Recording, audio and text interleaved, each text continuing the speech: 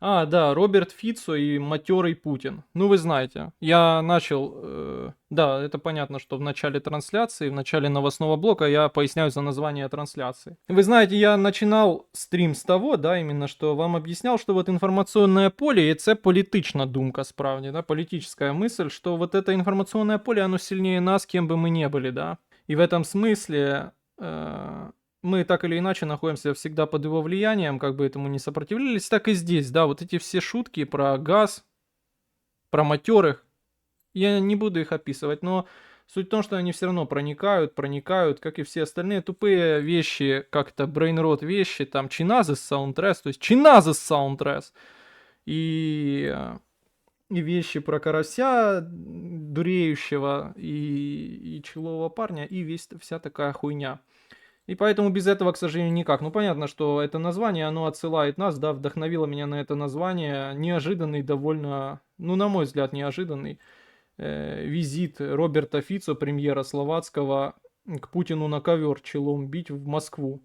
Вы знаете, мы с вами заканчивали на том, что был нахрюкот, причем, ну, известного места по распространению нахрюков, да, в Шпигеле о том, что Олаф Шольц планирует посетить Москву. Вот это был бы номер.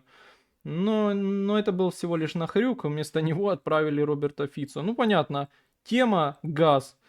Тема газ от матерых. Газ, который Украина не хочет... Газ, на который Украина не хочет продолжать транзит, да, трубопровод, часть его проходит через Украину. И словаки недовольны, что останутся без газа. Поехали к Путину бить челом, просить что-то предпринять. Но я вам на прошлом стриме озвучивал уже свою версию, я от нее не отступаю.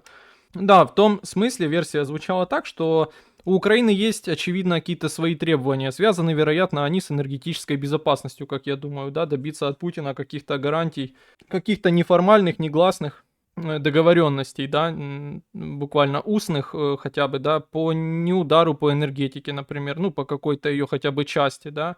И, видимо, Украина ни на что, кроме этого, не согласна. И, видимо, все эти визиты, все эти разговоры связаны с этим. Как-то попытаться интересы сторон здесь примирить. Я думаю, в этом дело, потому что Украина не ведется даже на те излюбленные классические схемы по подмене названия газа. Там газ гонят в одно место, там этот газ тра-та-та, и потом он уже не российский, а чей-то другой. Множество стран так покупает. Ну как, какое-то количество стран так газ российский покупает через какую-то такую схему. Ну, это как, знаете, теневой флот. Всегда вот кто-то придумал удачно в медиа такую формулировку «теневой российский флот», да. Человек сразу представляет, что вот, ну, кто был на море, думаю, каждый из нас был в затоке, да. Смотришь, бескрайний океан. Ну, в случае затоки бескрайнее Черное море, да, правда, с затоки там не такое же, ну, уж бескрайнее, когда смотришь. Ну, смотришь бескрайние просторы. И вот человек это сопоставляет с этим теневым флотом и думает, что есть какие-то, как знаете, летучий голландец, есть какие-то такие корабли российские, гигантский нахуй танкер, и не один, да, но тем не менее, что вот они есть, и они как-то плавают, и невозможно их уследить, теневой реально, полупрозрачные они плавают и возят эту нефть там, и ну невозможно. На самом деле, если задуматься, море охуенно прозрачное, все эти корабли охуенно понятны, и всем им есть конкретно жесткий учет, да. И такая вялая борьба с ними, которая длится уже 3 года, да, без каких-то ощутимых результатов, это лишь, конечно, отсутствие воли борьбы с этим теневым флотом, потому что, ну, не стоит это так буквально воспринимать, потому что часто именно такое восприятие встречаю. Но это все на тему, в общем, энергетики и конкретно желание забороть энергетическую зависимость разных стран от Москвы. Ну, в общем, да, я думаю, что, видимо, перспективы какие-то небогатые Москва не готова, видимо, предоставлять. Но это, опять-таки, только мой взгляд, но мне кажется он вполне верным. Да, Москва не готова предоставлять никакие гарантии никому, видимо, сейчас это не в ее интересах. Понимая, скажем так, большую заинтересованность Украины в этом вопросе и того, что давление по итогу, как на слабое звено, ляжет на нее от того же Фицо, да, а не на Путина. Так что, как уже когда-то шутили в чате, прекращение огня ждать можно. Правда, это прекращение огня пройдет, может быть, по линии вашей комфорки вполне, да. Ну, в общем, вот такие вещи. Вот такие вещи. Очередной запутинец Роберт Фицо и название стрима. Не то чтобы очень важная новость. Да, друзья, на самом деле это зарождалось, переходим к следующей новости, на самом деле это зарождалось еще на прошлой трансляции, да, уже были зародки этой новости, я уже о них читал, но тогда на это внимание не обратил, надеялся как-то, ну, были мысли у меня, что это заглохнет, да, потому что всегда слабо в такое верится. Обычно такими местами, такими заведениями, ну, владеют какие-то люди, которых все в Киеве знают, да, и не бычат на них. Потому что бизнес — вещь сложная, особенно в Киеве, да, много там чьих интересов переплетается, много кому там, ну, в общем, есть там и обратная сторона со сложными отношениями неформальными. Да, так вот, на прошлом стриме я уже озвучивал новость, что разбомбили костел, да, на улица Красноармейская, Велика Васильківська, да, впала ракета, чи щось там, и, ну, разбомбила улицу, часть улицы. И помимо костела на той улице были какие-то заведения. Одно из таких заведений — это кофейня, которая где-то там находится по той же улице, там условно, да. Кофейня называется One Love Coffee, ну как-то так. Я еще тот знаток кофеин, а в кофейне, конечно, с таким названием вообще не хожу. Но тем не менее. Разбомбила кофейню, ну, вроде как выбила все фасадные окна, а двери вывалила. Ну, там, не знаю, оценка моя ремонта такого, ну, наверное, до 1020 гривен. Но тем не менее, эта кофейня, она, пользуясь моментом, запустила такой краундфандинг, если я правильно этот термин использую, сбор денег, просто как сбор обычный, да. Типа, кидайте нам деньги на восстановление мы бизнес, которые пострадали от войны. И что началось, да, в социальных мережах, ну, конечно, естественно, двигателем основным выступила мережа Ха, а потом уже Инстаграм. В социальных мережах поднялось нереальное возбуждение. Не хочется то слово на букву Б говорить, ну, в общем, поднялось напряжение. С чем оно связано? Люди, да, там эти школьники, всякие прочие разные волонтеры, которые вот постоянно собирают деньги, живут на этом. Я не знаю, их часто благодарят за то, что они делают это так, жертвуют собой ради этого. Но я, конечно, честно сказать, не знаю, насколько здесь есть жертвенность. Ну, то есть все-таки человек так или иначе, ну, как минимум вкладывается в какой-то свой социальный статус, да, проводя сборы, ты все-таки позиционируешь себя как человека с проактивной социальной позицией, патриота и так далее. Это тоже все-таки что-то, да.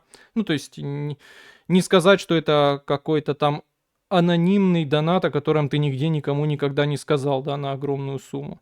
Это не так, нет, это совсем другую форму имеет. Ну, в общем, все эти люди возбудились, что во время войны эта кофейня собирает деньги на свое восстановление, и начали анализировать, насколько эта кофейня вообще нереально прибыльная, и что им вообще эти деньги не нужны.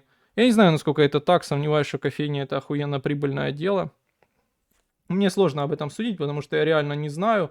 Ну, в общем, все закончилось угрозами. С этой кофейни начали требовать деньги напрямую, что отдайте эти деньги там куда-то, кому-то, хотя я абсолютно убежден, что все люди, которые, ну, многие процент людей, особенно у которых это на постоянной основе, которые собирают деньги, я уверен, что они, ну, какая-то там схема однозначно присутствует, да. Но тем не менее, начали у людей возбуждать гнев, и, ну, все закончилось тем, что и угрозами той кофейни какими-то, да, ну, там, женщин вот этих с социально такой вот этой проактивной позицией возбудить до неадекватности очень легко, до того, что они уже пишут в комментариях, что закинуть гранату в эту кофейню, да.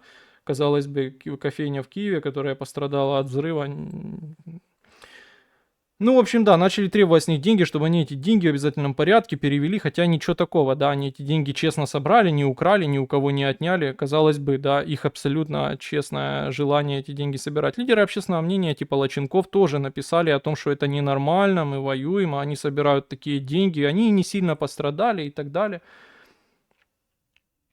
Мне сложно все это, обо всем этом обсуждать и, ну, там как-то, не знаю, губами становиться на какую-то из сторон, потому что, ну, весь этот бизнес киевский, он довольно, ну, может, такие условия бизнеса, да, если бы я там далі робив радио, то я бы тоже себя как-то подобным образом вел бы, это важно для выживания. Но, тем не менее, они все очень конформистски себя всегда вели, все всегда поддерживали, везде во всем участвовали, хотя конкретно сей кав'ярні закидаючого она никогда сборы не делала, да. Я не знаю даже, насколько это правда.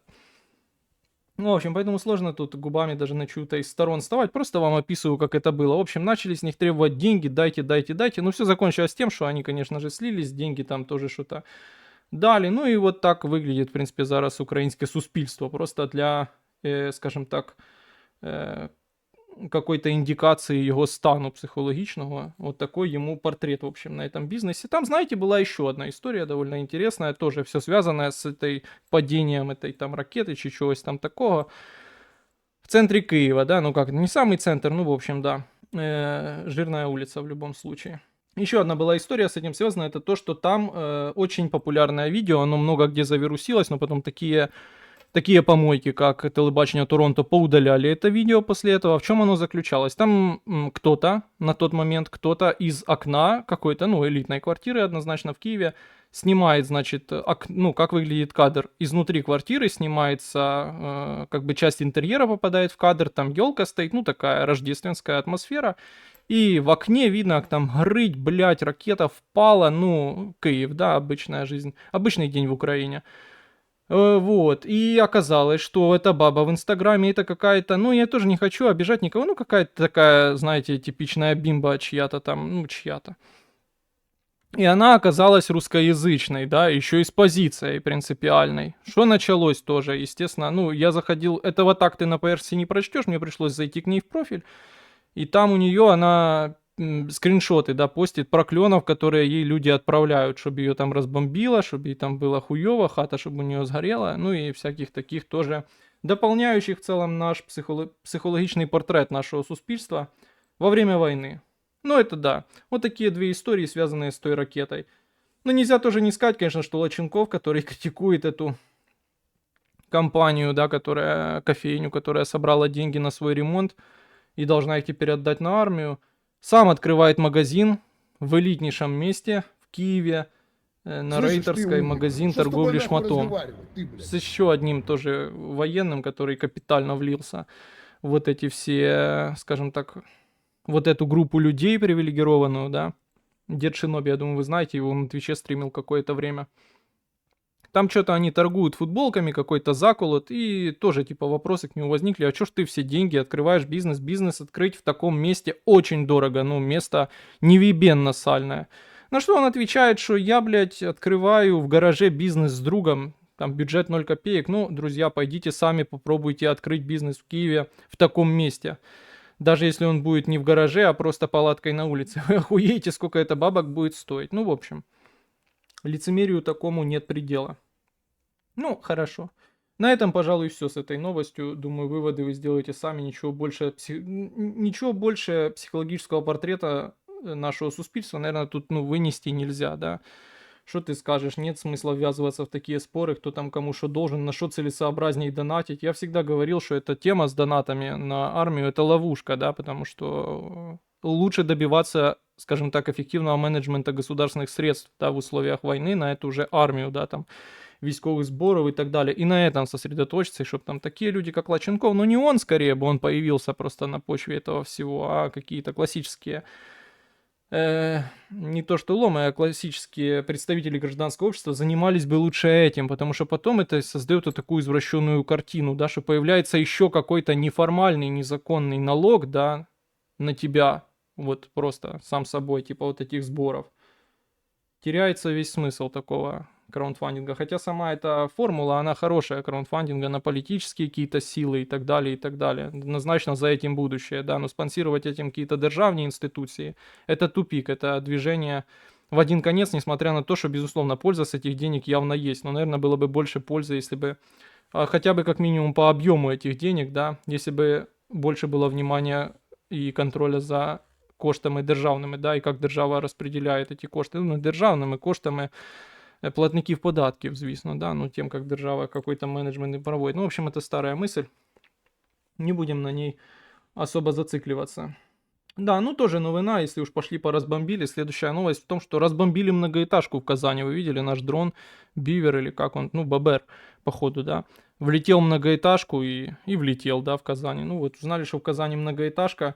Много дискуссий на тему того, куда он летел. Там какой-то типа завод там за этими многоэтажками стоит. Но дрон, видимо, многоэтажки перелетать не умеет. И из интересного тут только то, что Телеграф, да, на ютубе назвал так кликбейт на видео, что-то там атака в стиле 9.11. Ну, наверное, это дотепно. Ну, вот такая Казань.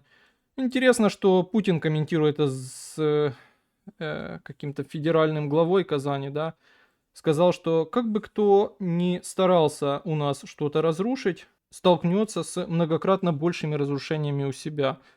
Не знаю даже, зачем я тоже эту цитату выписал. Наверное, она ни о чем не должна нам говорить, потому что это просто слепая агрессия путинская. Следующая новость тоже, знаете, такое чувство, что уже забылось, да? Но победа Усика. Усик, ну, тоже еще тот я боксер, естественно, да?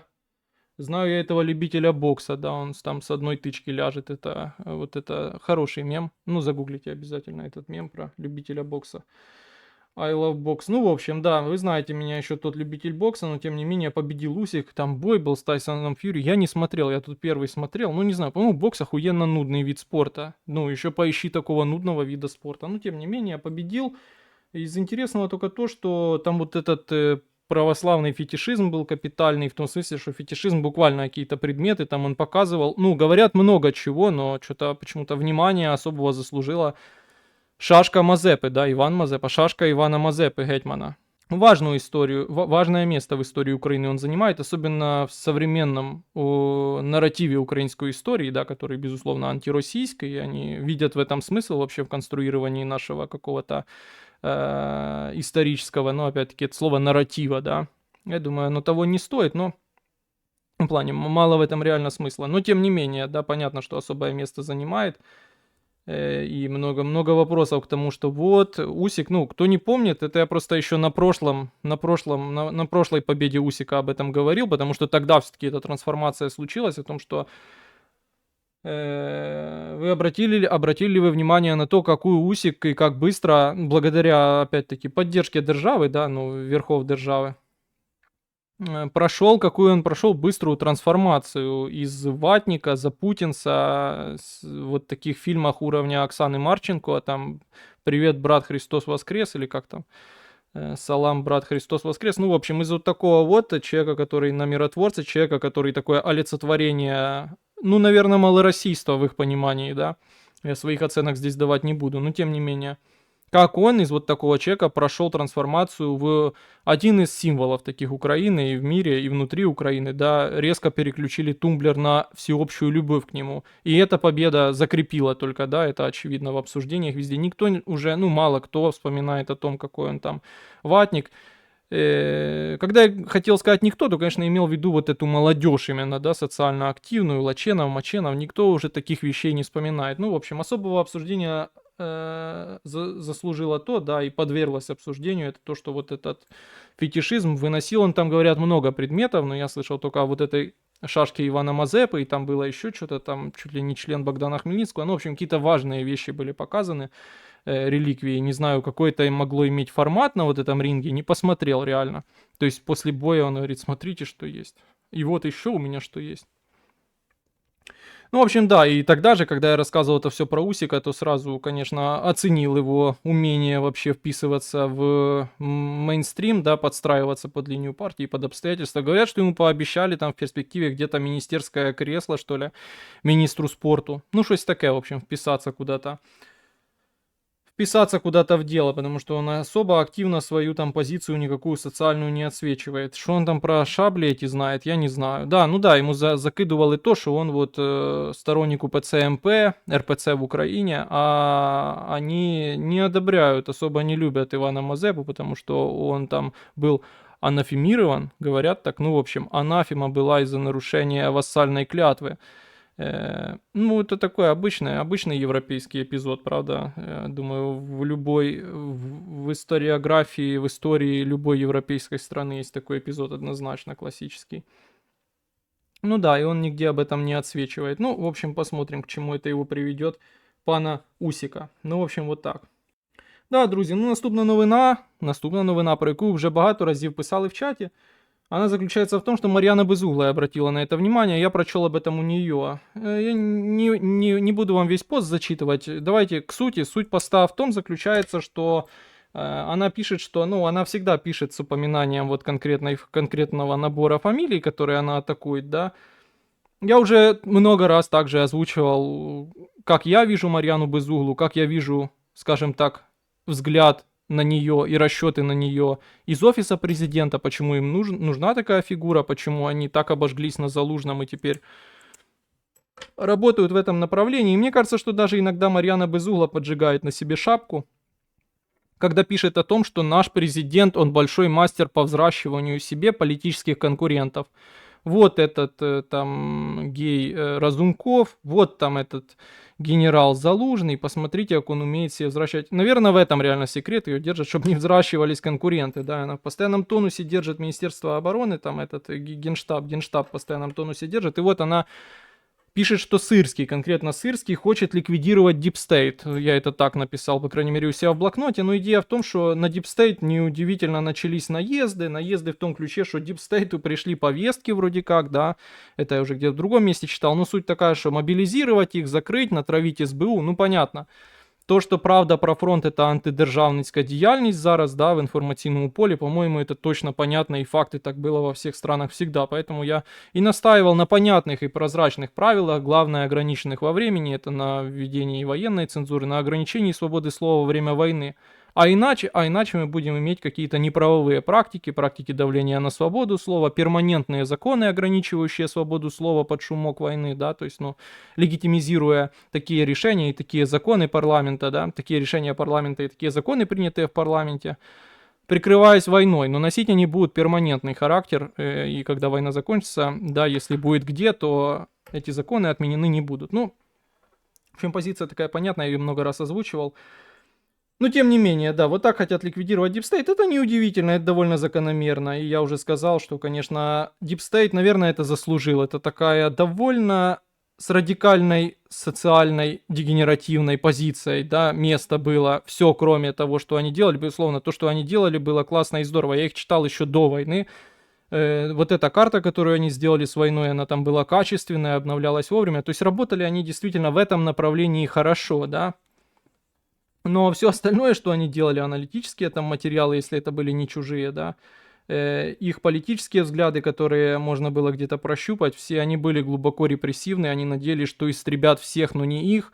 Но никогда у этих людей нет понимания того, что так держава не устроена, да, вообще. И истребляя всех остальных, даже тех, кто вам не нравится, государство, оно все равно, скажем так, сужается в рамках вообще, вот рамка разрешенного в нем сужается, да, и концентрация давления на все, что не сходится с линией партии условной, да, с мейнстримом, с тем, что державе надо, тоже сужается. И сила, да, концентрация вот этого давления, она тоже, скажем так, нарастает, потому что целей у государства становится значительно меньше. То есть плюрализм политический, плюрализм информационный снижается. Они на этом настаивали, сейчас они становятся жертвой этого, это довольно закономерно.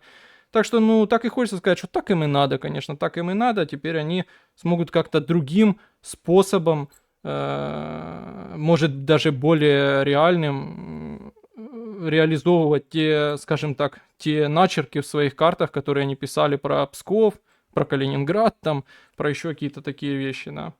Ну, в общем, вот так. Так что никогда не понимал украинских діячів, которые нас пытаются отстаивать какую-то правду, которые пытаются отстаивать что-то, то есть не просто конформисты, не просто системные люди, которые, ну, скажем так, пытаются вписаться, да, там, в канву украинской державы, в ее систему и как-то в ней существовать просто с целью обогащения, с целью, там, роста своего влияния какого-то, ну, в общем, с личными целями, да, а тем, которым реально важно дело, важна, там, свобода слова, они понимают, что они от этого зависят, да.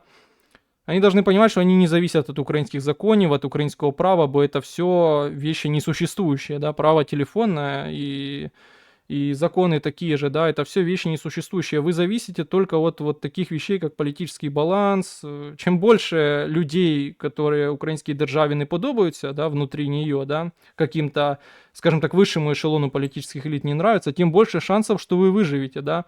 Нужно отстаивать просто институциализацию этих всех явлений, да, а не пытаться добиться уничтожения тех, кто вам не нравится, и потом надеяться, что когда вы останетесь тем, кто ему не нравится, если вы гнете свою линию, что вы как-то выживете, вы докажете, что вы другое, у вас другие цели. Это, конечно, не так. Ну, в общем, вот такое мнение, и такое я уже не первый раз наблюдаю, и такое, конечно, будет с ними повсеместно, и кто скажет, что такие вещи и подобные им этого не заслужили.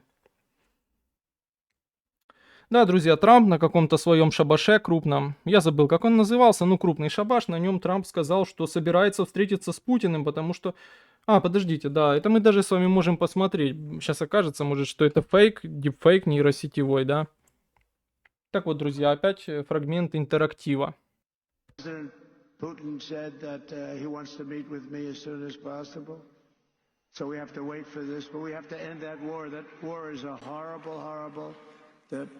The soldiers, the number of soldiers being killed, it's a flat plane, and the bullets are going, and there's powerful bullets, powerful guns, and the only thing that's going to stop them is a human body. They go dead flat land. Nobody's ever seen anything like it. Ну, вот такой фрагмент. Единственное, что приходит на ум, это вот термин геронтократия. Совершенно, блядь, выживший из ума какой-то бред. Какая-то равнина, там пули, мощные пули, которые оставят только много-много тел, множество тел. Тем не менее, ключевое здесь, конечно, это то, что Путин хочет с ним встречи, что уже не знаю, насколько отвечает реальности, да. А главное, что он собирается с ним встретить, обсудить окончание войны. Удивлен, что до сих пор нигде, если это не нейросетевой фейк, нигде нет реакции украинского ни МИДа, ни офиса президента на ключевой триггер для них. Это то, что ни слова об Украине без Украины. Здесь он это напрямую озвучил. Такой плевок Украине. Боятся уже будущей администрации, наверное, не знаю. Ну, с одной стороны, просто пытаюсь их уличить, не знаю, в каких-то двойных интересах, хотя насколько это адекватно в плане внешней политики, это смешно, да, к какой-то морали там призывать. Но при этом рад, наверное, что такой реакции нет, да, на данный момент, если я ее, может, я ее где-то пропустил, что такой реакции нет, это говорит об их адекватности, да, что, ну, немного думают, что делают, вот. Ну, в общем, это вот такой Трамп, это просто только для того, чтобы этот феномен оговорить, ни слова об Украине без Украины. Так что вот такой Дональд Трамп и вот такой шабаш. Да, друзья, я вот... Не знаю, ну давайте, все-таки раз я этот интерактив подготовил, то мы его посмотрим, безусловно. Это касательно московського ІПСО і всього, що з цим пов'язано. Вот мы видим такси, да. Ну, это, если кто не понял, то синтеры уже раскрыли, это Подмосковье. Машина из гаража Мосфильма.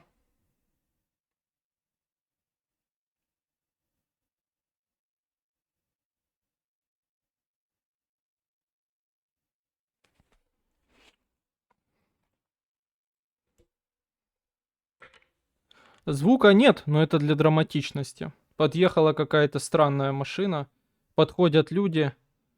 Оп, ну, понятно, классика, класика Мосфільма, да. Ми знаємо, що, звісно, у нас в Україні все відбувається чемно, і, ну, ви подивіться, під'їхала машина, там же вони, ну, навіть щоб не палитися, не стали знімати, як вони пакують, бо там видно, що це нереалістично виглядає. Ну, і чемно у нас питають, чи оновлені дані чи ні, чи все справно з обліковими документами, якщо ні, то просто кажуть, що потрібно оновити. Ну, в общем, я к чему это выписал, что вот тут в чем идея, да, говорят о том, что таксисты вот этой компании Contax Taxi, блядь, чи он такси, ну я хуй его знает, Contax, в общем, такси, странное название, согласен. Contax Taxi, Contaxi, они как-то сотрудничают с органами, и люди, ну, скажем так, путь в армию сокращается у них значительно. Я вот что хотел сказать, что мне кажется, это довольно бредовая история. Наверное, это что-то, опять-таки, в рамках корпоративной конкуренции. Всегда это в этом вижу. Какие-то такие вещи. Представьте, ведь очевидно, что, наверное, такси, их беспрепятственное какое-то перемещение. Я видел у многих людей в чате, что они используют такой метод телепортации. Оно, наверное, связано с тем, что, скажем так, эти компании там с такси, да, или как там оно там устроено, да, как-то имеют возможность, скажем так, отстоять неприкосновенность своих водителей, да. И в рамках такой же корпоративной конкуренции, наверное, они также имеют возможность и попросить повзаимодействовать с другими компаниями такси. Я это так, в общем, вижу. В общем, вот такой контакси. Ну, или он такси, ну, вы поняли. Да, ну и две новости. Первое, мы ее уже так или иначе обсуждали в чате, это касательно цифрового ВЛК, так называемое, то, что теперь, ну, вроде как тільки державні клиники, но тем не менее будут обмениваться своими базами данных, своими реестрами, их вроде не украли в Россию, своими реестрами болячек с резервом, да, с военкоматами, чи как там он называется, я забыл. Ну, в общем, не суть. Важно, что с базами данных военкоматами. И теперь уже там в военкомате будут видеть, какие у вас болячки. И не выйдет так, что там у вас бац, и оказалась какая-то инвалидность ни с того ни с сего, ну или как-то так.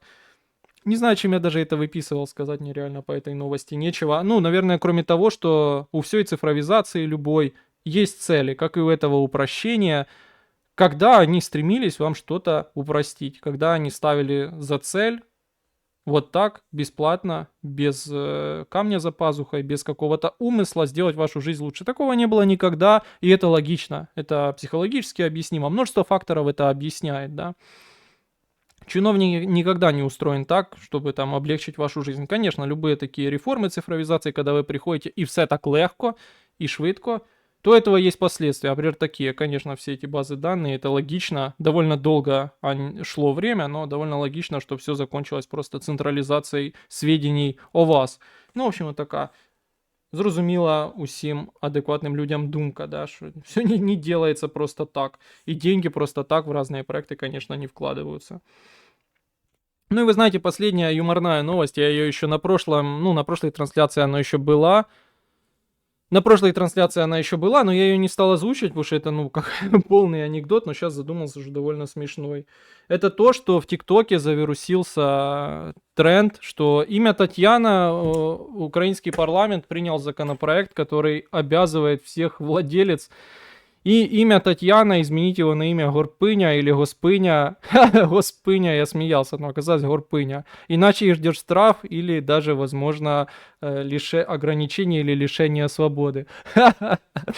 Я так смеялся, очевидно, что успешность этого тренда, она связана с тем, что никто бы не удивился от такого решения украинских законодавцев, да, от такого решения украинского парламента. Все бы это восприняли как норму абсолютную. И то, что там люди пишут потом в ТикТок, это о том, что люди пишут потом в разных социальных мережах, в Твиттере в частности, пишут о том, что вот посмотрите, как можно выступать против запрета ТикТока, когда люди на такое ведутся. Я бы на их месте задумался над адекватностью украинского парламента, да, и над восприятием украинцами, и над восприятием украинцами как раз украинского парламента, украинского парламентаризму, над его институтом репутации. Я бы задумался над такими вещами, почему люди спокойно вполне могут поверить в такое решение. Ну, то есть я бы реально даже не особо удивился, ну а чё нет? Дерусифікація, Горпиня ім'я, а Тетяна, ну, російське ім'я якесь. Татьяна, Ксения. Горпыня, Госпыня. По-моему, это вполне было бы нормально и ожидаемо. Неплохо было бы, если бы реально это решение приняли. Ну, в общем, ось так от. Ось такі, друзі, новини. Не то, щоб дуже густо. Читаю ваш чат, в общем. Незломистка дуреет от этой благотворительности, но это правда. Девочки, левочки любят читать чужие деньги. Ну, возбудить в людях такое легко. Это, я думаю, для Лачина це просто рил 0 копеек. Ну да, просто благотворительность, опять-таки, он же и занимается, да. Да, мем про Стивена Кинга, да-да-да. Він такую ж хуйню в Сирии затирал, да понятное дело. Ну, он им там все и разбомбил, надо сказать. Нормально, если верить медиа международным. Взагалі, в Саудівській Аравії з цими хрестами, що позволено Юпітеру, не позволено быку. Да, кстати, ты вот эту цитату напомнил, ее очень любит Светов. Нельзя не сказать, что Светов не зря существует СВТВ. Конкретно были взорваны жопы тем, что він Укрзалізницю назвал Укржелдороги. Там они билеты на русском языке отменили, чтобы старичок уже не ездила наконец-то. На этого они и так разберутся, как ездить. Ну, в общем, да, и он там написал Укржелдороги. Но я не видел этой новости, видел только, как всех там подорвал он желдорогами. Ну, да, там еще дочь Фарион влезла. Да и бавший что-то когда-то сказал, что посвящает свою победу всем матерям, да. То она вспоминает, как тот срался с Фарион, которая погибла. Ну, царство небесное, Фарион, я что тут могу сказать. Я видел это, да. Усика не понесло далеко, как Ломаченко, быстро попустила. Ну да, но своих не бросаем, да. Еще трон Гитлера из «Игры престолов» вынес, да. А правда, что между Фицо и Орбаном будет соревнование? Кто больше будет сосать хуй Трампа? Я думаю, что тут для Фицо без шансов вообще. Прикинь, если Усик чисто для виду стал таким, а на деле как Бойко. Ну так и есть же, конечно. Ну, то есть я в этом убежден. Потому что тут есть, ну, релігіозна какая-то плоскость. У Усика, кажуть, дружина змінила думку, що вплинула і на його позицію. Да не вірю. Хоча все може бути. Подсунули, да, йому якусь жінку. Дойки. Так, блядь, давайте без доек. Осуждаем дойки. Мощная равнина. Чего он терриконы не вспомнил, да? Видимо, Трампу показали штурм Вагнера, Бахмут. Я не знаю, для меня вот эти все его выступления как полный бред звучит. Стиль у него просто такой, на любителя, да? Мы здесь в Европе к такому не привыкли. Хоть бы сценарий новый писали, что за халтура? А что тут придумаешь? Сценарии одни и те сами. Побороли бусификацию. Ну да, теперь это какой-то Кенгу Рено. А що, уже не бусик, как би. Тоді поїхав бусик, я побачив, я поїхав за ним. Кожен 20 хв нова людина, навіть рахуючи жінок. Так, ну це російське ІПСО, у нас все настолько чемно, что співробітники моментально, я думал, дуреют, да? Моментально подъехали и успели поймать поскользнувшего человека и довели за руки до машины. Надо, чтобы это видео в обратном порядке проиграли, да? Типа довели даже до подъезда, действительно. Треба сидіти вдома. На що вони ходять? Одна справа на роботу, не розумію, так на роботу, наверное, і ходять. І всі ходять, всім похуй, ну бронь есть. Кстати, насчет внешней политики в Иране на данный момент пытаются парализовать логистику. Так там же света нет постоянно, как в Украине. А так жизненно необходимую инфраструктуру, в особенности военные объекты. В Иране свет начали вырубать чаще всего, но у них очень давно и длительный затяжной энергетический кризис в Иране. Как ты думаешь, совокупность событий на Ближнем Востоке, включая возвращение Трампа, могут влиять на действия Ирана в перспективе? Типа по принципу ниже травы, тише воды, пока пиздец не настал, наверное, или что это тут такое? Пока, да, пиздец не настал. Думаю, да. На месте Ирана я боялся сильнее, чем на месте Пыни, да. Привет, друзья, видите, зарядил нас я новогодним вайбом. Елочка теперь у нас есть, надеюсь, она вам нравится. Да, блин, ты понял, диспетчер, я пытался избегать как мог, а не понял, лезет и лезет это проводолазов, лезет и лезет, блядь. Я пытался его избегать, честное слово, ни хера не получилось. Да, блядь, информационное пространство, и это же, ну, связано с пропагандой, с державой, с политикой, да, оно сильнее нас гораздо, блядь, какими бы мы критически мыслящими не были, ты понимаешь? Так и с этими водолазами, так и с вот этой прикормкой, от которой карась дуреет, блядь, так и с вот этим человым парнем и другой, блядь, как там, брейнрот хуйней. Блядь, на ютубе нас меньше и меньше, меньше и меньше людей смотрят. От этой прикормки водолаз дуреет, смешно. Да, книги в дороге. Книжки. Да, блядь, я уже рассказывал, Толик Базавр. Спасибо за вопрос, конечно, за то, что интересуешься. Чему не на лысо, як скинхед? Во-первых, скинхедов не одобряем. Во-вторых, присутствует, ну, родинка на жопе в интимном месте, не позволяет побриться на лысо. Такая, как у деда в мультфильме «Кураж, трусливый пес». Забыл, как деда звали. Юстас. Юстас Пэк. Что планируешь Новый год новогоднему столу, Оливье? Будет, надеюсь, качку завалю. И будет такая качка запеченная, а так-то нихуя не планирую. Ну да, я небольшой фанат оливье. Да, крабовый салат у него есть минус, что вот эти крабовые палочки, в них нет ни краба, ни палочек. Я не знаю, что будет, честно скажу. Не планировал еще. Положняк про сцену в грузинском Майдане будет. Грузинский Майдан, ничего о нем не знаю. Руку на пульсе не держу. Читайте башка. Анонс белорусского Майдана не будет. Палочки могут быть как раз кишечные палочки и бутулизм. Мясо по-французски курица с ананасом. Я готовил курицу с ананасом. Когда-то было такое. Так, друзья, пишите ваши мысли, но про новини бажано про політичні. Тычни. Да, про дипстейтик будет, но мнение у меня сложное по нему. Удивился, что многим нравится свинина с ананасом и мазиком. Ну, мазик это уже полный трэш. Вот, казалось бы, да, все говорят, что домашний майонез легко очень делать. У меня ни разу не получалось. Ти в курсі, що Запад припиняє військову допомогу через перемогу Усіка, бо переплутав її з перемогою у війні. А, її з перемогою у війні. Тобі же, Кораз, звісно, тобі. Так а що там про діпстейтів? Вони за що боролись, на то і напоролись. Саме так, 40 вен. Ну, понятно, що... За что дочкаться такой лачени всяких наебнут неизбежно. Я полностью с тобой согласен. Заниматься такой деятельностью и не понимать, что нужно институциональное понятие и свободы слова, и политического плюрализма, и надеяться, что просто истребят только тех, кто тебе не нравится, а тебя не тронут, причем когда ты занимаешься такой сомнительной антидержавную, откровенно антидержавную деятельностью, ну, надо быть кретином полным. Кем они и были. Нечего добавить. Ну, давайте потом, блядь. Она работала в бутике Бирюлева, пока ее парень не выкинул с работы. В одной из этих ужасных сцен, как избежать проблем. Сделай ИРЛ стрим по селу, по хоботам в навозе, по прогулке, а нахуй вам оно нужно, ви б так донатили. Ого, це що, молодий Стів Джобс? Ні, це другий єврей. Шаталин погиб на СВО. Да ну нахуй, Шаталин такого полета птица. Шаталин, наверное, отмывал деньги на застройки Маріуполя, я думаю. У ЗСУ створять підрозділ для охорони культурної спадщини. От туди б я пішов служить, да. Да, спокойней будь, точка. Удачного стрима и не 3 точки. Я спокоен, насколько это возможно, а вот что ж там, блядь, и не... Если и не ссыв компот, там повар ноги моет. Євген Дикий проти застосування газових балончиків поліцейськими. Конечно, у них же есть дубинки и автоматы, нахуй нужны газовые баллончики. Назовут айнзац группами. Такою кількістю підрозділів і підпідрозділів податків хуй напасешся. Ну, надо більше податків, значить. Пряма цитата Євгена Дикого. Потрібно було витягнути шпікаря і застрелити. Було б менше запитань зараз. Саме так.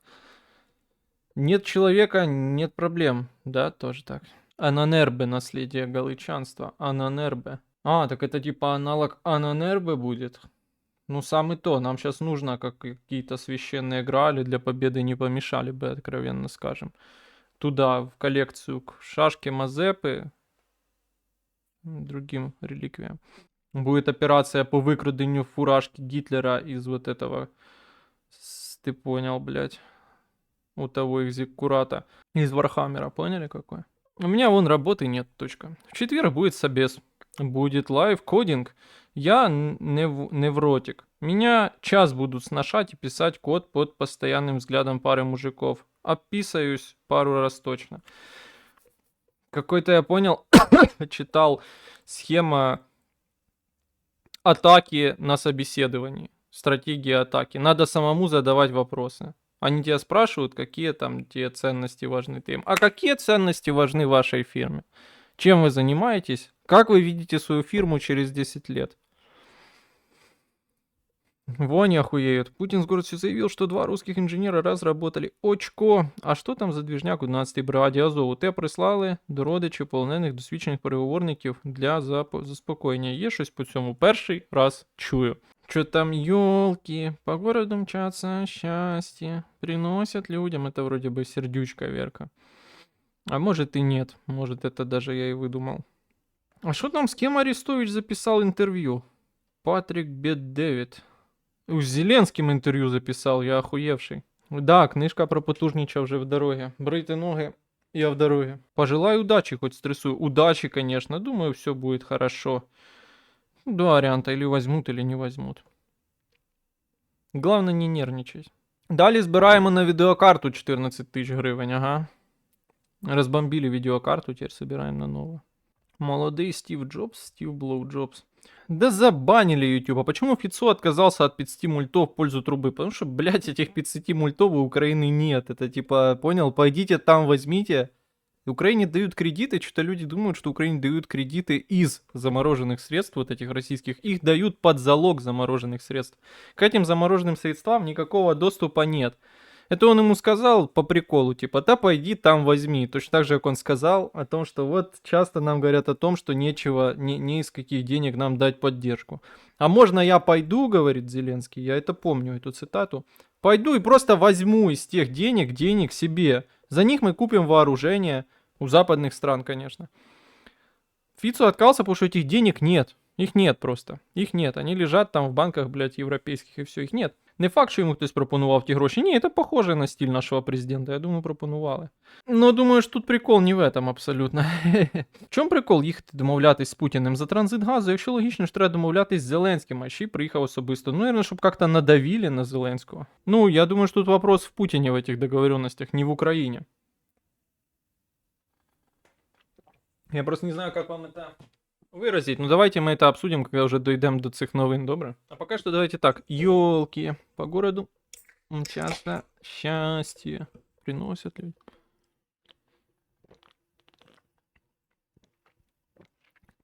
Жить хорошо, а хорошо жить еще лучше. Я думаю, чтоб скорее Пыневик пошел на уступки какие-то. Конечно, будут, просрач будет з донатами, но мне там нечего сказати, поэтому що це девіантне зараз все. Зараз суспільство девіантне, психозне. Ну, такі часи, нічого не зробиш. Головне відносно трубопроводу «Дружба», що його розбомбили на багатьох вузлах в Росії, Орельська, Брянська область. Реально? Ну, я думаю, наверное, восстановить не так сложно, да? Но я ничего об этом не слышал. Ты первый, кто мне об этом говорит.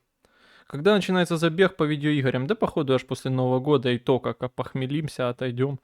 У Тищенка заболіло серце за Україну. Не зміг прийти на суд. Сочувствуємо, желаємо здоровця. Конечно, це, наверное, от ботокса. Уже нельзя голосувати, наче. За що вони голосують, Бог його знає. Я сьогодні 2 дня, я 2 дня лежал в кроватке и не заходил в соцсети, о поиске работы думал. Готовился, да, потом открыл Твиттер и услышал про кофейню и Лачена, почитал. Закрыл все соцсети еще на пару суток. Это правильно, это мудрое решение. Я когда в ТЦК шел, мне тоже стрёмно было. А то чел в суд шел, конечно, сердце отказало. Ну да, просто разница между вами есть, да. Ты просто человек, а он какой-то мутный темкарь, блядь. Постоянно на риске. Думаю, можно было привыкнуть уже. Я думаю, это, наверное, просто отмаза. Так что я бы, конечно, себя с ним не сравнивал. Мне понятно, что паралич жопы будет. Я ж, блядь, не профессиональный бандит, нахуй. Лачен все чаще в инфопространстве выстреливает. Паралич мозга близок. В смысле чаще? Он, блядь, лидер. Настоящий лидер общественного мнения. Он, мне кажется, ну все, что он пишет, все на виду, все всегда на это, всегда обращает внимание. Так що тепер в лікарню державну хрін сходиш? Главврач одразу бойову випише замість рецепту, хоча і так туди не ризикую. Може, наоборот, удобнее. Ты там раз, и сразу диагнозы подтянулись. Да он ходил бронь обновить, что вы. Я так понял, это не только с державной лекарни подтягивается, а с любой лекарні. Ваш канал один з найпотужніших, без сарказму, ти є чудова аналітика. Сподіваюся, ви продовжите вашу роботу. Боже, дуже дякую за такі слова. Ну і звісно, щоб більше було саме позитивних тем для огляду. О, позитивні теми закінчилися з початком війни. Але дякую за побажання, звісно. І дякую за оцінку роботи позитивно. Дякую за теплі слова. Хоть их это спасибо в карман не положишь. Я когда с прошлой работы увольнялся, я поссорился с бизнес-аналитиком, такой вот женщиной 30+. Она пару раз демонстрацию экрана включала, я видел ее ТГ, где она на Лачена подписана. Я эти моменты начинал думать об увольнении. Ну это же вроде бы норма. Особенно вот в такой типа киевской при деньгах движухе. Да вообще при деньгах движухе всеукраинский, да.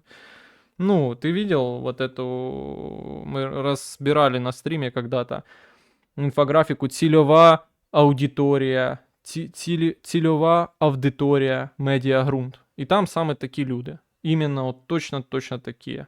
Говно, иными словами. Вот вчера смотрел видео перед сном. Портатив. Магазин такой аудиотехники, блядь, хуй знаю. Ну, наушники там всякие у них. Но я, честно сказать, не знаю. Никогда там вроде бы ничего не покупал в этом портативе. Но у них есть канал на YouTube, который, как я понимаю, стилит такой жанр. Но я его видел в России, но уверен, что он на Западе раньше, конечно, появился. Типа, что играет в наушниках у людей? Ну, у них как-то там так получается, что они доебывают всех людей, даже тех, у кого нет наушников, по необъяснимой мне неизвестной причине. И вот там они на том выпуске пошли в кофейню «Каштан», очень понтовую такую в Киеве среди молодежи. Такой, ну, богемный, не знаю. Какой кал? Какие там все нахуй однообразные? Какой кал? Какой кал они слушают, блядь? Це жах. Ну так це ж ЦА грунта. Ну такая-то, что сильно отличается. Там они описывают тех, на кого эти люди подписаны, и там есть этот Лыченков. 90% людей деганы. Давно пора привыкнуть, действительно. Деган. Это, кстати, курганный агрегат, по-моему. Ранний, вот это была музыка, а потом, блядь, скурвилась откровенно. Роберт Кеннеди-младший написал в Твиттер, то есть, что все точки Макдональдс, или как говорит Светов, не помню как, ну как-то он называет по-другому Мак, закроются с 20 января. Не помню в какой стране, в Украине, конечно. Да, 30 лет жинка с одним ребенком и нехуевым доходом, да, и еще одним на подходе, дрочит на Лоченкова и думает о декрете. Все логично, а от женщины требовать. Это самое милосердие, что воду в засухе, да. То мы знаем, что они точно не слушают Nord Division, Fit Тіна Кароль, та, ну фу, Nord Division це вже на російській мові, ну, Тіна Кароль. Nord Division это мы, да.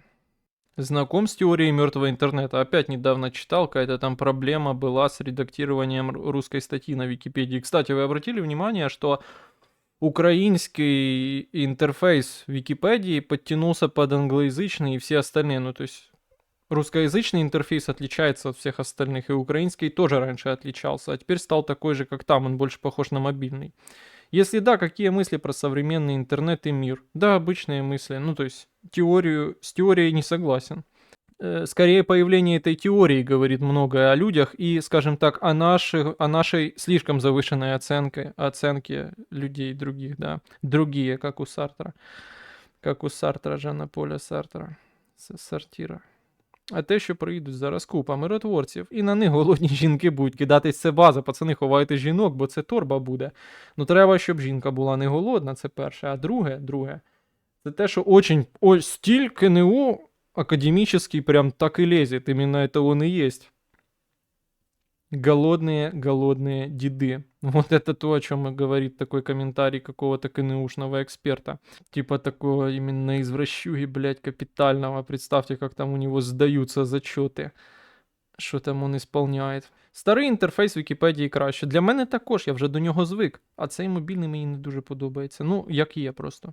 А помните паренька, который донаты на iPhone для видео собирал? Я помню, потому что я это выписывал, и поэтому мне, конечно, немного обидно, что эта история сейчас такая дискуссионная, если это можно так назвать. А про ту историю даже забыли, хотя она точно такая же.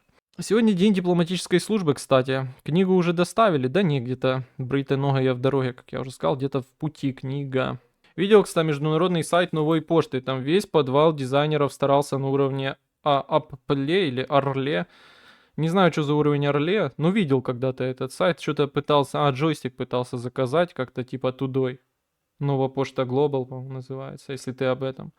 Но я так и не заказал, бы там какие-то наценки ебаньковатые. Проще через каких-то людей, которые живут за границей, заказать. Ох, блядь, вот это хрюканье постоянное из-за того, что в хате прохладно. А как тебе Денис Гурин? Что-то знакомое, ты понял? Нардеп и его тест на ICQ. А, Нардеп Гурин, а он Денис, да? Нардеп Гурин дегенерат. Все, вспомнил, конечно. IQ еще раз доказывает, вот это скриншот того, как он проходит IQ, еще раз доказывает, что не главное тест IQ, а уж в политике, в державном управлении, в законотворчестве совершенно не играет ни первостепенную, ни второстепенную, даже не третьестепенную роль. Я верю, что логика у него хорошо развита, но видишь, ее мало, к сожалению, нам, то, что он хорошо там на должности сидит, этого мало. Но как человек, наверное, логичный, верю, что он нормально обогащается, все там, порядок у него. Дебет с кредитом совпадает. Дмитро Венгурин, ага, дякую, Ладек. Дмитро, теперь узнаю, Дмитро Гурин. Ну, много там он таких крутых выражений дал миру. Машину он, кстати, я видел недавно продавал, Ягуар, причем вот этот Ягуар мне очень нравится, правда, он у него на ГБО какого-то хуя. Классный Ягуар, вот это одна из таких машин, о которых я, конечно, мечтал. Потому что недорогая и очень красивая, понтовая. Продавая эту машину, он тоже почти стал жертвой вот такой хуйни, потому что ему сказали, а давай машину в Висько, а давай ее разыграем за донат. Ебать, купи себе машину и разыгрывай ее до усрачки. Я уже молчу о том, что тотализаторы в Украине регулируются законодательством в сфере азартных игр и лотерей. По идее, ты, конечно, не можешь просто там разыгрывать, что захочешь и так далее. Ну, в общем, создавать разного рода вот такие азартные тотализаторы. НП раньше, как мне кажется, докидывали лишь... Мне кажется, честно говоря, хотя, блядь, вот такая тема, даже вот Жинка недавно жаловалась на новую почту, ну, не знаю. Не верю, что она стала в разы хуже. Мне кажется, что какая-то, блядь, атака в рамках корпоративной конкуренции на новую почту происходит, потому что я постоянно читаю какие-то твиты на тему того, боже, как новая почта испортилась, какая новая почта говно. НП раньше, как мне кажется, докидывали лишний килограмм, но сейчас они перешли на более честную модель и берут просто комсу 0,5% от суммы.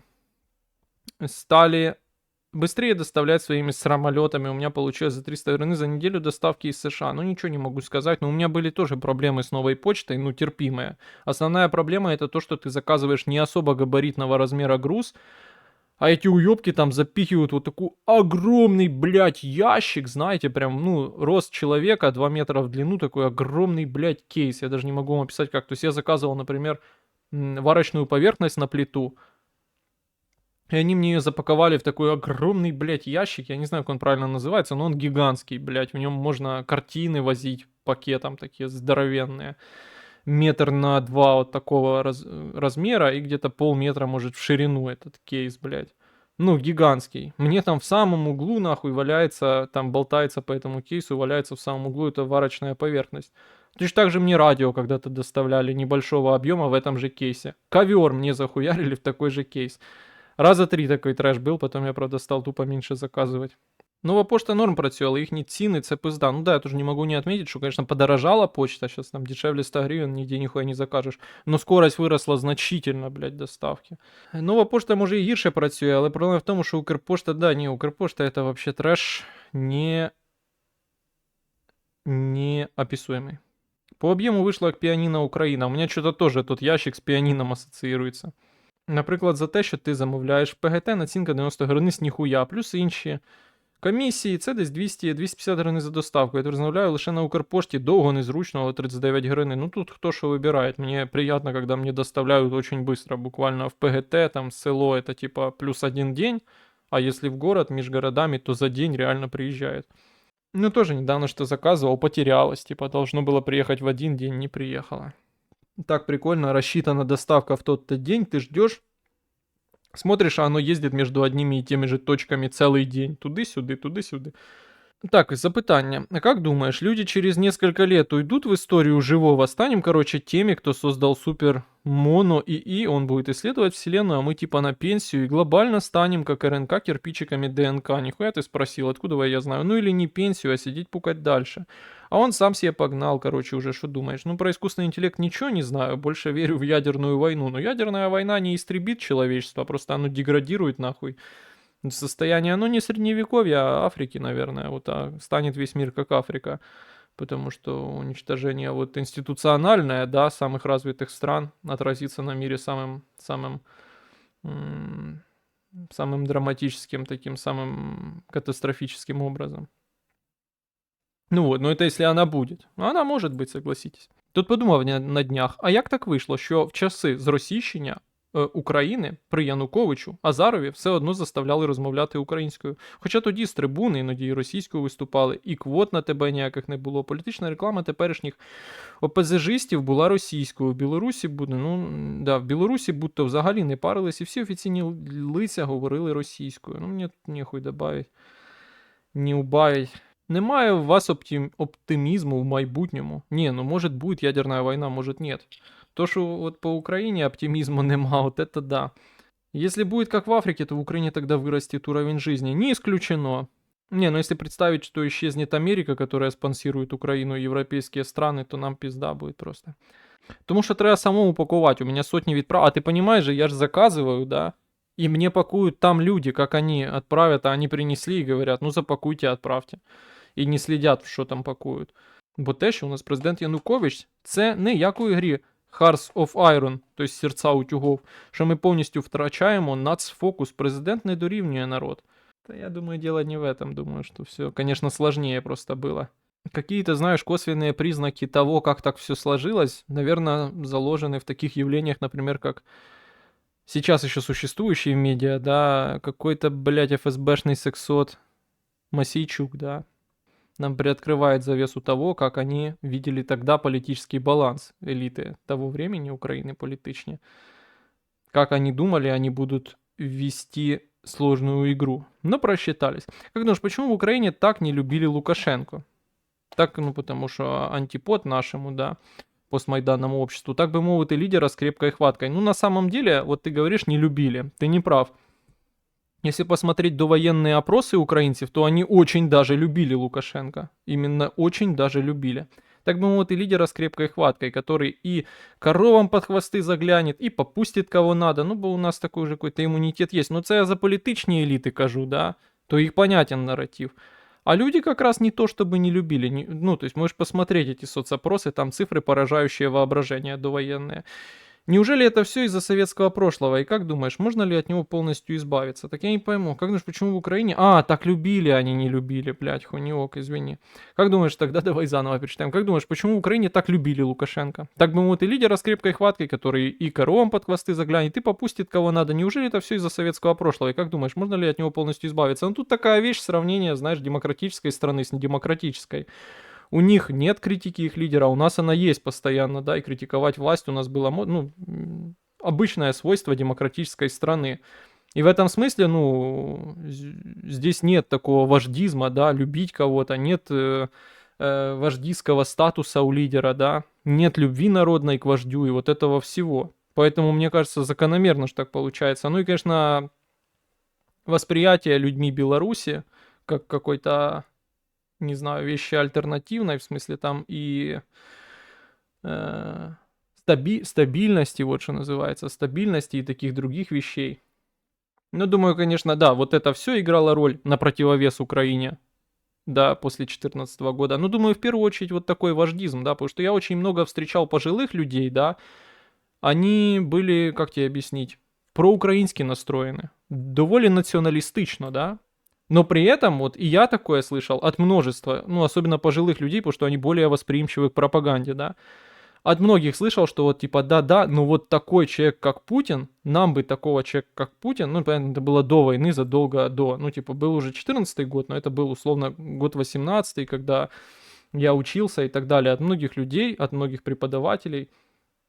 Ну, конечно, это, как правило, люди в возрасте, да, хотя их в Украине очень много, людей в возрасте, в смысле, то я слышал такую вещь, что вот именно, скажем так, семена вот этого вождизма, да, российского, они, конечно, распространялись и аж не на Украину, такое это было сильное влияние, да.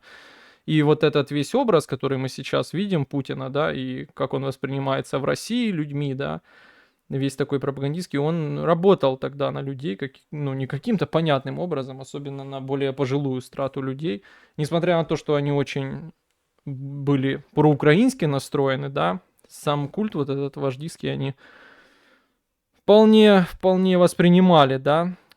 Ну, ви поняли, я думаю.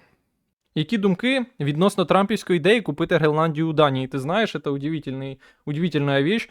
Уже 2 года я вынашиваю идею для видео, еще типа до того, до выбора в Америке, до всего. Уже 2 года вынашиваю идею для видео, именно трамповская идея купить Гренландию. Я его планирую сделать, ну, я надеюсь, что получится там после Нового года. Как раз все в руку попадает туда, куда-то там, к инаугурациям, понял?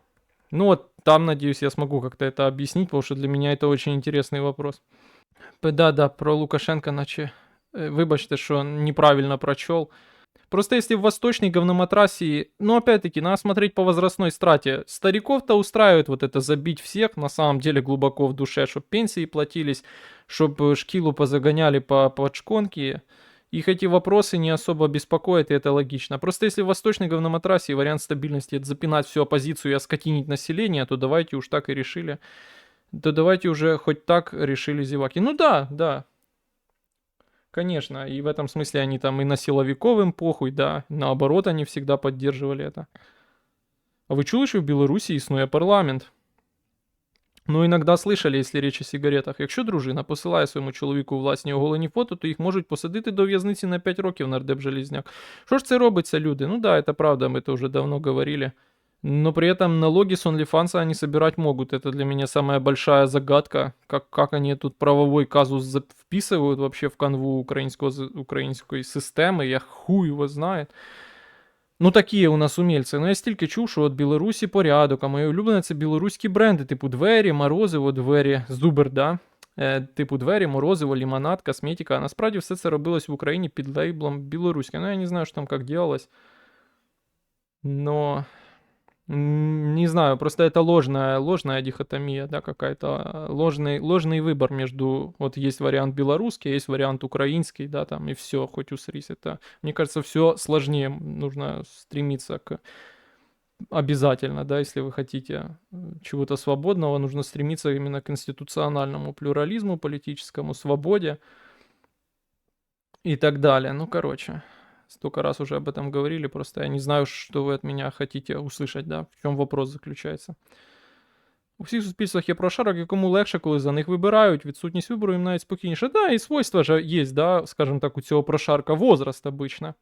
Таких досі багато, але вони просто мовчать. Я завжди звертаю увагу на тих, хто при розмові про політику вздихає і подає деякі цікаві знаки і закидує удочки. У нас путіністів, мені здається, відсотків 10-15. Оце особисто я так відчуваю. Ну, Україна активно взращивает, скажем так, базу для того, чтобы России было на что опереться в случае оккупации. Это отрицать этого нельзя. Коли Трамп купит Гренландию, то что случится с Петровым и Ивановым? Так тоже Исландия. Да, дислексия это печально. Но думаю, тут дело не в дислексии. Бля, пацаны, сегодня была такая нахуй история, короче. Мне звонили из магазина, это просто трэш, блядь. Я уже задумался, что это полный пиздец. Мне звонили из магазина, и у меня типа был пропущенный, да. Один пропущенный, короче. Я звоню в ответ пару раз, ну типа много раз нажимаю позвонить. А у меня, ну, типа, несколько симок, одна eSIM, одна сим, и звонок не проходит, грошей, блядь, нема, все, ободрали, как липку, нахуй. И мне с каждой хуйни отвечают, грошей нема, грошей нема. Я с Жинкиного телефона давай звонить. Ввожу номер, а там как бы плюс, потом дужки 3,8, дужка закрывается, 0, там, и в конце дужка типа 8. Ну, самая последняя цифра, дужка открывается, а 8 дужка закрывается. Я вот пишу этот номер, звоню, нихуя.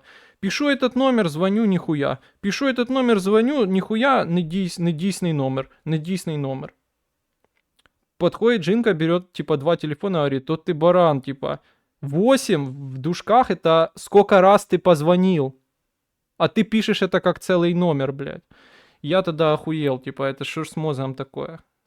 Ну да, это на тему, короче, звонков. Вообще уже поняли, как дед нахуй, которому далеко за 50 нахуй. Это было жестко. Я прям тогда, ну это, такое, знаете, бывает, когда ты типа в чем-то уверен, что-то делаешь, потом оказывается, что ты вообще, ну типа полностью уже на ниточке мозг там. Це что, мой мозг на ниточке, да? Помните это видео, вы видели? Чё я решил, ну где вы видели номер телефона, где в конце в дужках типа циферка, которую надо вставить? Ну это же пиздец, да? Ну так, пацаны, побольше читайте о политике, о всякой этой залупе, то да, делайте так 3 раза в день і проблем з мозгом не буде. 150к українців в Білорусь поїхали після повномасштабки. Бачив в соцмережах, що все круто, чисто, стабільна зарплата на заводі і т.д. Ну, понятно, сейчас везде лучше, чем у нас. Особенно, если ты нихуя, да, там никаких амбиций не строишь из себя политичных или каких-то таких, но забыл, что хотел сказать, неважно. А, да, ну я эту историю уже много раз рассказывал, что у меня как-то друг, единственное мое, что какие-то знания реальные о Беларуси, да, непосредственно личного опыта. Один раз знакомый поехал в целях туризма в Минск, и все, чем ему запомнился Минск, это то, что его там остановили менты за то, что он перебежал в неположенном месте, выписали штраф. И когда он назвал какую-то огромную длинную должность, где он работает, когда они протокол заполняли, там институт наноэлектросварки, траля тополя, то они просто написали безработный. Ну да.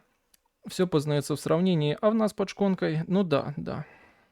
Була новина, що дівчат, які вирішили заплатити податок за OnlyFans, завітала поліція. Ну їм вроді завітала, но не по статье, типа распространение порнографии, а по статье, что неуплата налогов. Ну и там даже не так вроде было, а OnlyFans передал данные о заработках куда-то там в украинские органы, и органы взялись. Это 200 IQ мова ТП толкать, топорную патриотику и при этом на всякий случай взращивать пропутінську базу. Я думаю, вони просто кретини. Як вважаєш, якби демократи все ж перемогли на виборах, вони б змогли продавити Україну щодо зниження мобілізаційного віку до 18? Да подожди еще, ну продавят, если некуда будет деваться. Если они шантажируют поддержкой, то, конечно, продавят, но куда нам деваться от этого решения, да? Может, в Москве будет принято какое-то такое решение, когда решение снижения нашего мобилизационного возраста будет выглядеть адекватно, да, там пропорционально вызовам, да. Я думаю, тут дело не в администрациях. Карась дуреет от этого номера, да-да. Усюди краще, ніж у нас, навіть в Росії. Ну, смотря який регіон Росії. Якщо в Курській області, то хуйово. Так же. А, ну еще YouTube запретили, да, YouTube это вообще трэш. Не, ну главная вещь, ты можешь там пересечь границу куда-то на запад. Ну, просто это такое дело, мне кажется, неадекватно сравнивать Украину, Россию, Беларусь в условиях, когда Украина находится в неадекватных условиях войны, да, извращенных. Надо смотреть, когда она закончится. И тогда сравнивать, мне кажется, так целесообразно. А так, конечно, не в пользу нас получается, бо искаженная картина. Інстасамка поїде з концертами по фронту, і нам доведеться вводити мобілізацію. Ну, можливо, щось таке, так. А что, и впрямь поссорились США и Украина из-за призывного возраста? Ну как могут братья поссориться? Так а хулі, ще вчора тобі було 20, а війна все йде, і тобі вже 25. Ти і так придатний до мобілізації. Не, ну между 20 и 25 5 лет разницы все-таки. Не, я просто знаю, что есть такая теория, живет, что в России, где-то там, если договорняк не выйдет, да, возможно, проведут мобилизацию. Во что я верю слабовато, честно говоря. Слишком сильно они стараются ее не проводить. Ну и к тому же сильно они не хотят такого потрясения социального для страны. Бо в этом опять-таки залог их долгожительства, да, потому что то сильно и на экономике отразится, и на социально-политических каких-то настроях общества, да, и перспективах. Ну, в общем, одни минусы. Но тем не менее, да, есть такая теория, и тогда логичным будет выглядеть ответ снижения мобилизационного возраста в Украине. Но, правда, насколько он поможет нам уже в таком случае, потому что там цифры небольшие, да. Ну, я и без шуток и говорю, как можно поссориться. Это же не друзья и не люди, даже вы, в смысле. Тут такое дело, ты знаешь, надо разбираться с источниками, потому что та информация, которую растрапонивают о том, что там кто-то в Белом доме сказал про снижение мобилизационного возраста, именно в Белом доме, даже несмотря на то, что сейчас такая администрация сомнительная, да, дембельские аккорды отыгрывает. Ты потом начинаешь разбираться, там оказывается, что ни хера про 18 лет сказано не было. Я думаю, что это одно из направлений однозначно, по которому работает российское ИПСО, да, что называется. Это, конечно, вопрос вот этого снижения мобилизационного возраста, потому что они понимают, что он довольно болезненный. И последствия довольно серьезные может иметь, да, актуализация этого вопроса, потому что, конечно, люди будут стараться своих детей, покуда есть возможность, и это дешевле, выслать отсюда, блядь, от греха подальше. Понятно, что это урон стране нанесет серьезный, как минимум в случае объявления той мобилизации, да, потом в будущем людей будет меньше. Вот, я думаю, они это хорошо понимают. Вы видели тоже недавно какой-то чей-то зам по телевизору почему-то, блядь, вот я не знаю почему, может ему там сочная котлета на криптокошелек упала, но почему-то он решил сказать ни с того ни с сего по телеку на белом глазу, что возраст мобилизационный однозначно будет снижен, потому что это вопрос поддержки Украины, и такой шантаж мы не переживем. Нахуя он это сказал, непонятно, но его сразу же уволили там и вообще жесткие над ним какие-то вещи там сгустились. Ну зачем он это сказал? Что его заставило это сказать? Понятно же было, что ты если сейчас такое скажешь, даже если это правда, это будет стоить точно тебе кар'єри. До речі, твоє питання, мабуть, але з'йобувати приграничі до РФ території, це ж бред. Ну я бачив, люди в Литву, Латвію хильнулись, так, країна НАТО, але все одно стрьом. Це будто в Сумах жити. Можливо, з Укрпаспортом в Литві і не мобілізують, але в случаї чого там ріл вийде за 3 дня, встигнеш з'їбати. Я не знаю, о чому ти віриш. Я знаю тільки схеми, що туди їдуть, а потім оттуда їдуть в Європу. Есть люди, но обычно это люди постарше, которые туда, ну, правда, там второе или третье место Россия, третье, по-моему, занимает по количеству беженцев из Украины. Что там они у родственников оседают, ну, потому что, типа, старые люди не хотят никуда там на запад ехать, потому что уже старые, то сидят где можно. Хватит раскачивать лодку, еще годик, я видел этот пост, я его специально, чувак, сохранил, потому что это вот буквально сохранить обязательно. Да, про годика, инфляция развалит РФ, тогда дадут там F-16, Патриотов, ядерку, будем в патронах как масле купаться, марш-броском до Москвы, ты главное потерпи.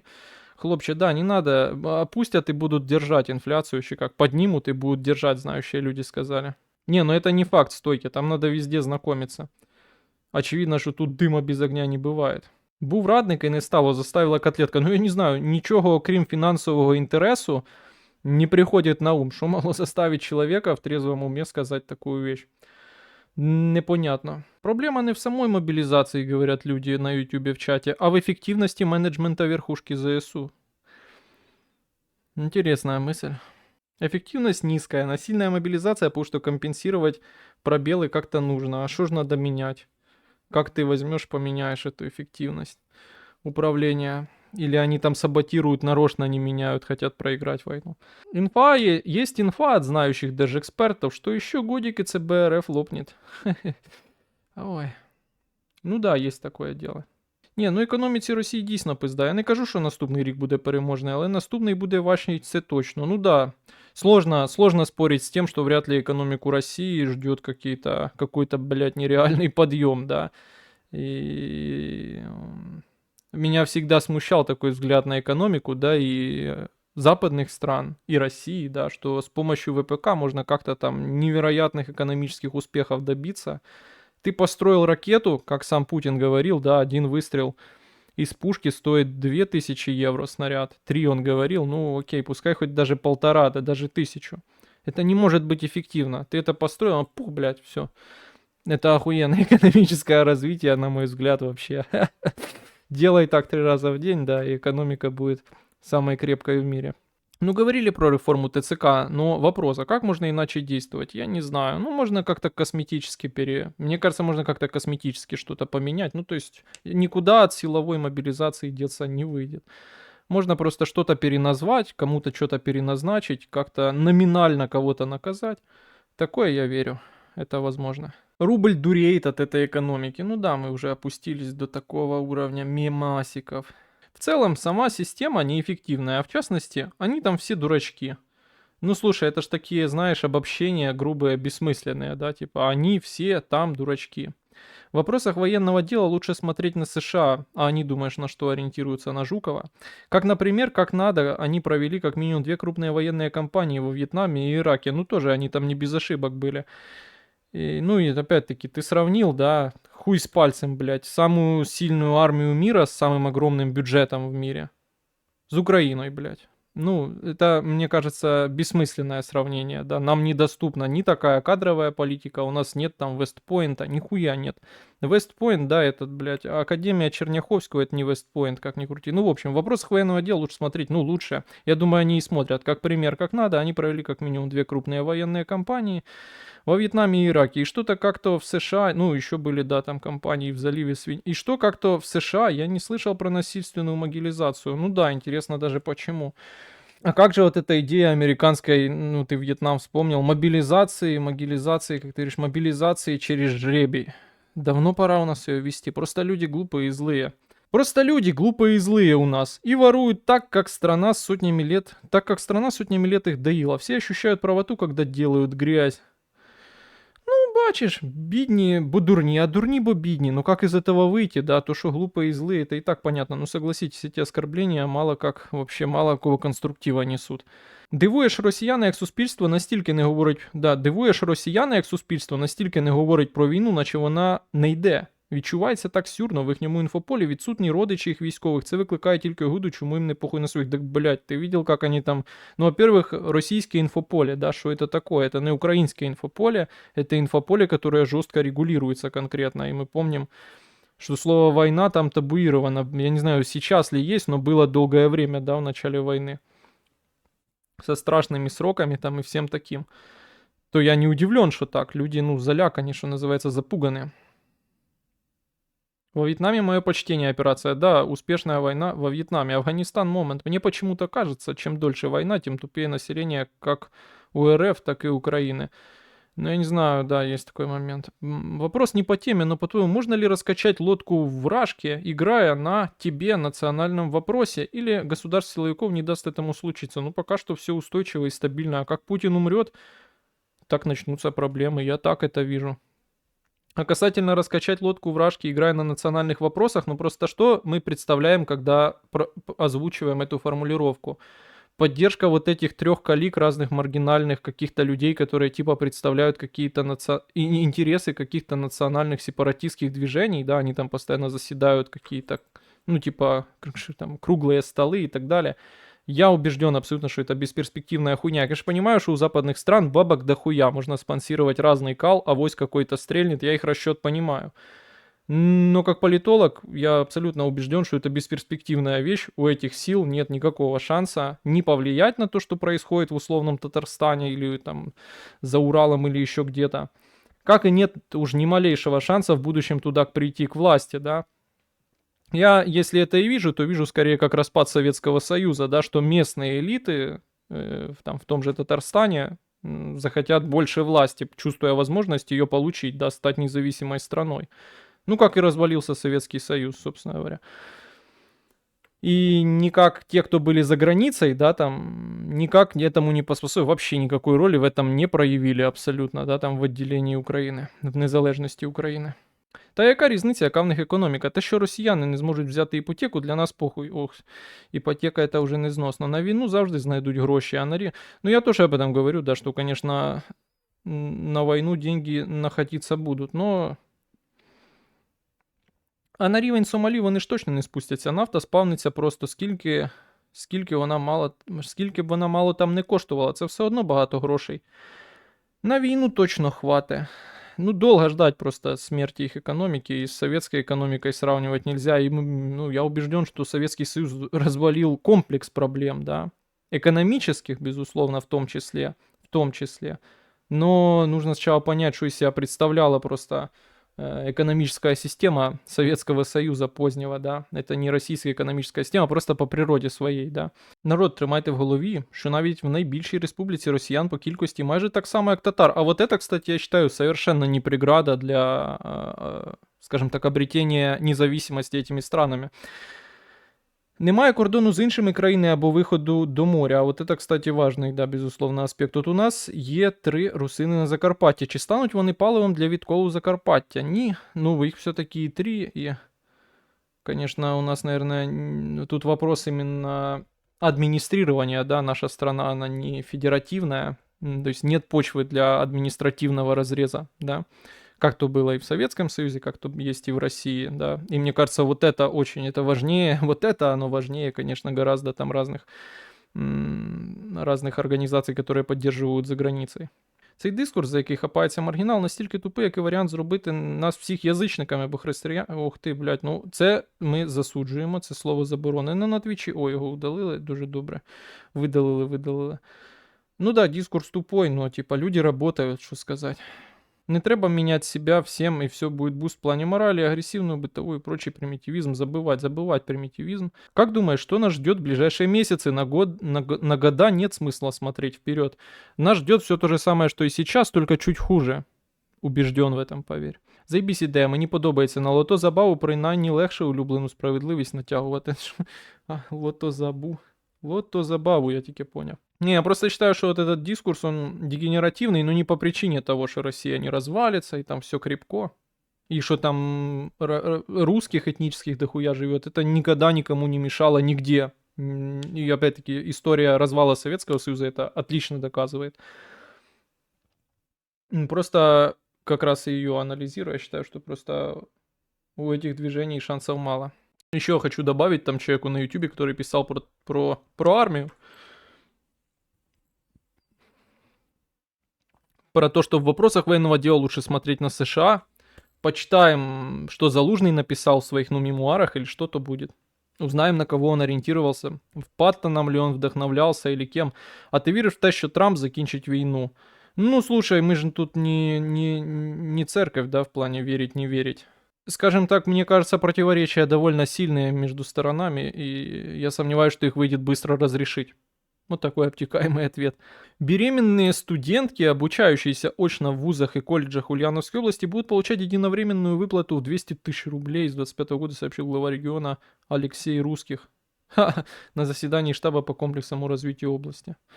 Зачем эта новость? Гораздо веселее была новость на прошлом стриме, там, где гадалка нагадала посадку в тюрьму, ее убили, и человек сел в тюрьму. Вот это да. Здорово, дядька. Так если дальше у нас будет так же и даже трошки хуже, зачем ты курить бросаешь? Доктор Снюс тут не поможет. Ну, блять, это же, понял, стратегія лічного виживання. Як то і новина, що Залужного призначив особисто Арестович. Ну, це не новина для мене, да, як у Михайла Круга, як у Франка, да, декадент. Це не новина для мене, в том смысле, что он об этом много раз говорил, Арестович, что он, ну, я не знаю, как он сейчас сформулировал, тогда он говорил, что он пролоббировал в офисе президента назначение своего кента Залужного, чтобы он с ним вместе учился, ну, где-то там, где надо. Я это всегда говорил, что это фигуры связанные, и если они как-то смогли бы выйти общим политичным фронтом, вот это был бы прикол. Но что-то Украина не располагает. Было бы где выходить, как говорится. Бросил курить, чтобы выжить, рептилоидам назло. Хорошо, все будет хорошо. Слега утверждает, что Пугачева, не думал Пугачева не настоящая. Какова вероятность, что не только Пыню поменяли, но и Аллу Борисовну? Я думаю, 100%. Я думаю, що це все уже давно нейросетеві фейки. Кстати, до речі, друзі, новина, яку ми не обговорювали, вже під Новий рік з'явився у прокаті фільм «Смерть Путіна». Там якось приймали участь українці у зйомці цього фільму, але фільм сам знятий на Заході. Дуже цікава картина, я дивився трейлер, я всім рекомендую подивитися хоча б трейлер, або обов'язково на Новий рік з усією сім'єю сходити на фільм «Смерть Путіна». Там дуже тонкі, видно, політичні відсилки, великодки, політичні великодки. Там, ну, Собчак, там те, що я бачив в трейлері.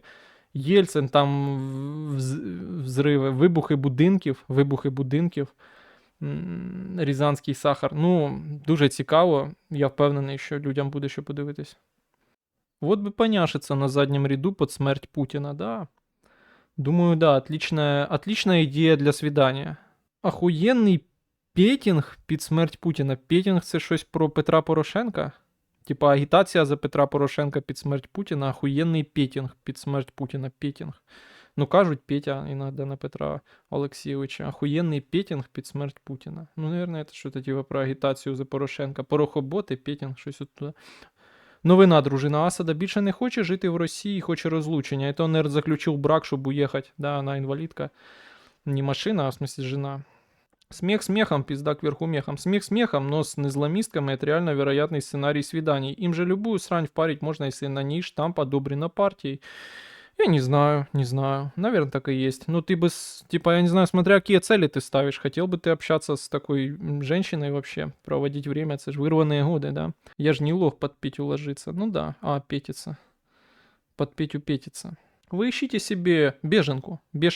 Их много сейчас привезли, да. Вот мой кент, который сейчас в армии, когда-то давно, там еще во времена довоенные, с Курахова себе жинку привез. Или, ну, з какого-то такого места. Хорошо, все. Тобто ви в кінотеатрі будете займатися петицією будемо займатися. Да, що ви порішали? Порішали. А що думаєте, буде все як зараз, или стоп огня, или усилення? Усилить Лупашева. Микола Тищенко не з'явився до суду, хоча мав бути доставлений примусово. Яка нам різниця, друзі? Яка нам різниця на Миколу Тищенка? Так, друзі, добре, давайте подивимось, що тут пишуть. Що тут в газетах пишуть. Ну, а в кінці стріма говорить, думайте. Ну да, думайте. Друзі, всіх радий був вас бачити на трансляції, чути ваші думки. З наступаючим вас, друзья. Спасибо всем, кто пришли, спасибо за донаты, с наступающим вас. Поищите уж в себе там новогоднего настроения, постарайтесь, создайте его себе, несмотря на то, что, ну, на улице тупо грязевик только можно слепить. Но тем не менее, помните, что это может быть ваш последний Новый год. Поэтому, да, уж поищите, потому что их не так уж и много, и жизнь вообще может неожиданно резко оборваться, так что... Да, так что ищите в себе это настроение, наслаждайтесь каждым моментом, друзья, с наступающим. Всех вас рад был видеть, спасибо тем, кто донатил. Новорічний стрім, да, наверное, будет, но я не знаю, как карта ляжет. А таким чином, друзі, до середи, бережіть себе, чекайте, особливо підписники на Патреоні, чекайте відео про Гренландию, которую я так долго, уже 2 года вынашиваю, уже, ну, передержал откровенно. Да, так що, друзі, шукайте в собі цей настрій. Люблю вас, цілую, друзі, цілую в плечі і до зустрічі. Дякую всім, хто сьогодні прийшов.